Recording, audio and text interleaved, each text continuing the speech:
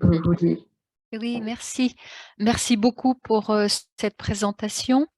L'approche est plutôt une approche positive, c'est-à-dire les ressources, les rêves, les personnes qui nous inspirent, etc.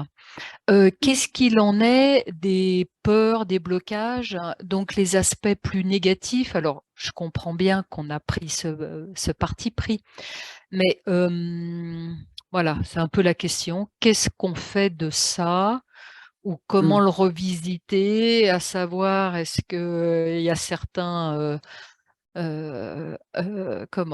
produits chimiques qu'il ne faut pas mettre au pied de l'arbre, mais dont on a connaissance, et qu'est-ce qu'on fait de ces produits nocifs ou de ces champignons, voilà, etc. Tu veux répondre, Ilana? Alors moi, je vous dirais que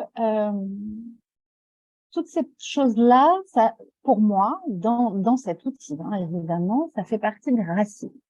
C'est-à-dire que dans les racines, finalement, on peut mettre toutes les histoires, toutes les grandes étapes de sa vie, qu'elles soient positives ou négatives, après tout.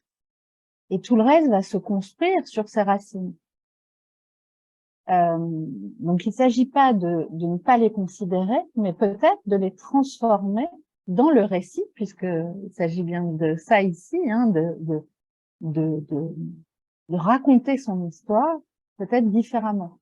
Et donc ensuite, effectivement, de se concentrer sur ses ressources, ses forces, ses projets, ses envies, tout ce qui est positif, justement pour s'appuyer sur ces histoires qui ne sont pas toujours faciles et pas toujours roses, et de démêler la pelote, comme je disais. Est-ce que c'est ce que tu aurais dit toi aussi, Patricia? Alors, et j'aurais bouclé avec le débriefing de l'arbre où, à la fin, effectivement, les pratiques narratives honorent le plein, c'est-à-dire qu'on est plutôt à mettre un focus, un projecteur sur sur les forces, sur ce qui est positif, sur notre environnement et ce qu'on a vu avec le club de vie, sur nos coups de chance, etc. Mais on boucle à la fin avec qu'est-ce qui pourrait se mettre entre vous et vos projets. Et donc, ça peut être les freins, ça peut être les peurs, ça peut être les croyances, etc. Et ces freins, ces peurs, ces croyances, qu'est-ce qui, au vu de votre arbre, vous permettra d'abaisser ces barrières, de faire en sorte que le saut soit le moins élevé possible, et sur quoi on va pouvoir s'appuyer pour pouvoir diminuer ses freins, pour pouvoir lever les blocages, etc. Voilà, ça va être la boucle qui va être faite entre effectivement ce qu'on a vécu et des racines qui peuvent être un petit peu encombrantes, et puis à la fin de pouvoir boucler pour dire l'arbre va me permettre de lever ça. Oui, Oui, d'accord, c'est clair alors. Oui, d'accord. Voilà. Merci beaucoup à toutes les deux. Merci. Il s'agit pas de les occulter, hein, voilà. Mais il s'agit, comme on disait avec la petite Louise, comme le disait Ilana avec l'exemple de la petite Louise qui était timide. Il ne faut pas que ça en devienne une histoire dominante. Et il y a plein d'histoires. En fait, on n'est pas constitué que d'une histoire dominante. On est constitué de multiples histoires alternatives. Et c'est souvent enlever le focus et le coup de projecteur qu'il y a sur cette histoire dominante pour dire il n'y a pas que cette histoire qui nous définit. On a plein d'autres histoires alternatives.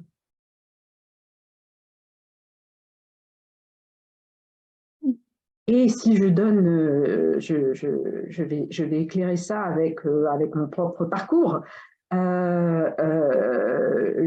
jour où on m'a annoncé que j'avais un cancer,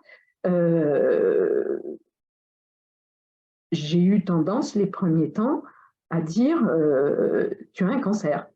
Et c'était mon histoire dominante à ce moment-là, parce que c'est ce qui occupe votre esprit, du lever très tôt le matin au coucher très tard parce qu'on ne dort pas beaucoup. Voilà. Et c'est vrai que j'ai retravaillé sur mon histoire de vie avec l'outil des pratiques narratives, et je me suis dit, mais quelles sont tes histoires alternatives, et qu'est-ce que... Ok, tu as ça, mais c'est pas ça qui te définit, tu n'es pas défini que par ça aujourd'hui. Tu as plein d'autres histoires, et quelles sont tes autres histoires, et comment tu peux t'appuyer sur le tronc que tu avais dessiné et qui existe toujours, voilà, pour pouvoir transformer ça et transformer cette épreuve en quelque chose de positif. Et c'est de là que m'est venue l'idée de dire, je vais accompagner les gens qui, comme moi, ont subi ces nouvelles, les examens, les nouvelles, les résultats qui traînent. Je devais les avoir aujourd'hui, comment ça se fait que je ne les ai pas aujourd'hui, mais ça veut dire que c'est plus grave que machin. Enfin voilà, toutes les histoires que l'on se fait dans sa tête, et se dire comment je vais transformer ça. Je vais aider effectivement les gens qui, comme moi, ont vécu ces situations, pour pouvoir, pour qu'au moment de la reprise du travail, on lève les barrières qu'il peut y avoir aussi bien du côté de l'entreprise que du côté du salarié, et faire en sorte que, la reprise se passe le mieux possible, et deux, qu'on puisse mettre en lumière toutes ces forces que l'on a montrées au cours de ces épreuves.